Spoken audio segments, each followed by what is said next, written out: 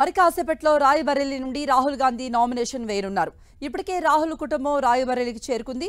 Sonia, Priyanka, Robert వాద్రాతో కలిసి రాహుల్ రాయబరేలీ చేరుకున్నారు. భారీ ర్యాలీగా తరలి వెళ్లి రాహుల్ నామినేషన్ వేయనున్నారు.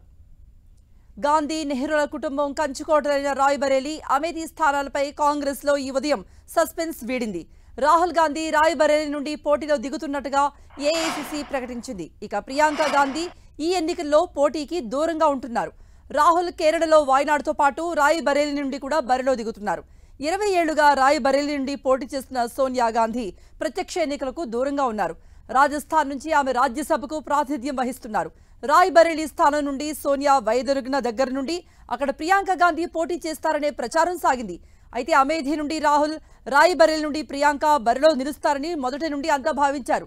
కానీ అనూహ్యంగా రాహుల్ రాయబరేలీ ఎంపిక చేసుకోగా అసలు ప్రియాంక మొత్తం ఈ పోటీకే దూరంగా ఉండటం సంచలనంగా మారింది. గడిచిన 2-3 ఏళ్లుగా ప్రియాంక గాంధీ కాంగ్రెస్ రాజకీయాల్లో చురుగ్గా ఉంటున్నారు.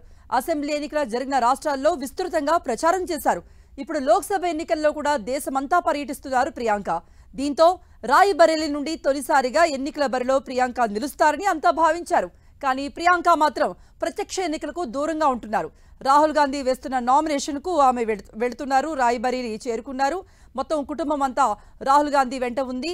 నామినేషన్ వేయబోతున్నారు మరి కాసేపట్లో రాహుల్ గాంధీ. ఇక అమేథీ నుండి కిషోరీలాల్ శర్మ పోటీ చేస్తున్నారు. 2004, 2009, 2014లో అమేథీ నుండి లోక్సభకు ప్రాతినిధ్యాన్ని వహించిన రాహుల్ 2019 ఎన్నికల్లో మాత్రం బీజేపీ అభ్యర్థి స్మృతి ఇరానీ చేతిలో ఓడిపోయారు. ఆ ఎన్నికల్లో అమేథీతో పాటు వాయనాడ్ నుండి పోటీ చేసిన రాహుల్ కేరళ నుండి గెలుపొందారు. ఈ ఎన్నికల్లో కూడా వాయనాడ్ను ఆయన విడిచిపెట్టలేదు. వాయనాడ్తో పాటు రాహుల్ అమేథీలో కూడా పోటీ చేస్తారని భావించినప్పటికీ ఆ స్థానంలో బరిలో నిలిచేందుకు ఆయన సుముఖత వ్యక్తం చేయలేదు. దీంతో గాంధీ కుటుంబానికి నమ్మిన బంటైన కిషోరీలాల్ శర్మను కాంగ్రెస్ అభ్యర్థిగా ప్రకటించింది. రాయబరేలీ నుండి రాహుల్, అమేథీ నుండి కిషోరీలాల్ శర్మ పేర్లతో తుది జాబితా విడుదల చేసింది కాంగ్రెస్. ఇక అమేథీ నుండి బీజేపీ తరపున ఈ ఎన్నికల్లో కూడా స్మృతి ఇరానీయే పోటీ చేస్తున్నారు.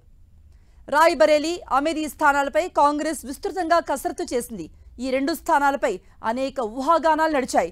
రాహుల్ వైనాడ్లో మాత్రమే పోటీ చేస్తారని, యూపీకి రారని ప్రచారం సాగింది. రాయబరేలీలో ప్రియాంక పోటీలో నిలిచి గెలిచి తల్లి సోనియా, నాయనమ్మ ఇందిరాగాంధీ వారసత్వాన్ని కొనసాగిస్తూ లోక్సభలో అడుగు పెడతారని భావించారంతా.